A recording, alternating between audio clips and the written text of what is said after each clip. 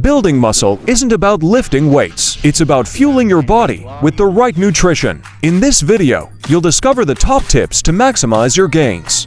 Let's jump into action. Proteins are the foundation of muscle growth.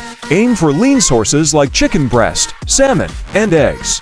For plant-based options, include lentils, nuts, and tofu. Fast food and sedentary habits can sabotage your progress. Stay consistent with whole foods and an active lifestyle. Your plate should balance proteins, complex carbs, and healthy fats. Think oatmeal, avocados, and sweet potatoes. This combination fuels workouts and aids recovery. Supplements like whey protein can support your muscle-building goals, but they're not a substitute for real food. Use them to complement your diet. Timing matters. Fuel up with carbs like bananas or oatmeal before your workout. Afterward, prioritize protein to repair and grow your muscles. Don't overlook hydration. Drinking enough water improves performance and recovery. Consistency with your diet and workouts is what drives results.